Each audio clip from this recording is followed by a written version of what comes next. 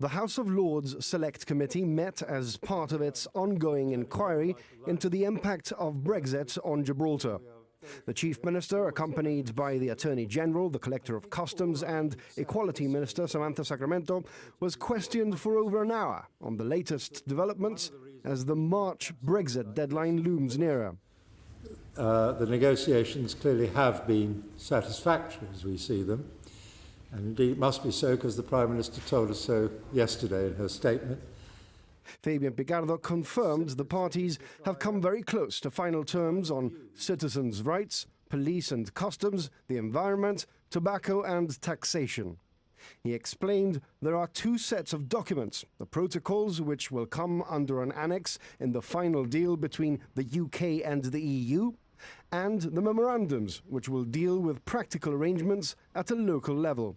The protocol is like the protocol on Northern Ireland and the protocol on the sovereign base areas in Cyprus, an agreement between the United Kingdom and the European Union annexed to the main agreement between the United Kingdom and the European Union. It will have the full force of international treaty law. The memoranda are different. The memoranda are not raised to the level of international treaties. They are, in effect, practical arrangements in respect of those irritants which we have been discussing. Mr. Picardo said the two areas still being negotiated were tobacco and taxation. As regards taxation, he said Spain needs to do it as an international treaty, and therefore it should take a little longer.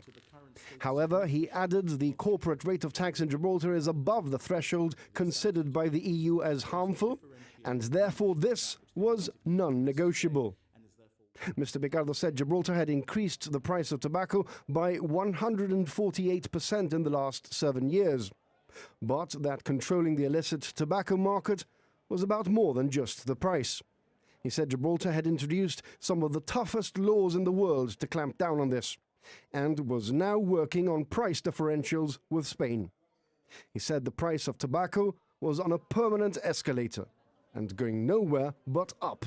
There is a legitimate market in tobacco and there is an illegitimate or illicit market in tobacco, and I think what we have to do is we have to ensure that we do everything possible to prize Gibraltar out of any role in an illicit market in tobacco. But as regards the airport, Mr. Picardo said the parties had got to a status quo and there had been no progress. He said Gibraltar had built its new air terminal as part of the Cordova agreements, but Spain had not held up its part of the deal. He said Gibraltar was therefore not willing to renegotiate. The position of the people of Gibraltar is that we have entered into an agreement already, the Cordova Agreement. We entered into it with a PSOE administration in Spain. We remain ready to perform in respect of those arrangements. In fact, we've spent money to perform our side of the bargain, but we won't renegotiate an agreement on which we've already spent money in ensuring our compliance.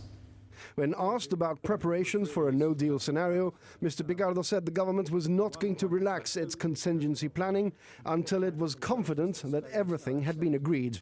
Under questioning from the Lords, he admitted there was no legal certainty to any agreements made with Spain, but argued that common sense must prevail. He said when the UK considers it has reached the end of the road, it will be up to Gibraltar, the UK, the EU and Spain to see whether agreements related to Gibraltar can be applied, adding the caveat that he hoped it did not come to that. Commenting on what he described as exotic quarters in Spain, who had suggested sovereignty may come under discussion in the future, Mr. Picardo said, "Good luck with that while I'm still in the room."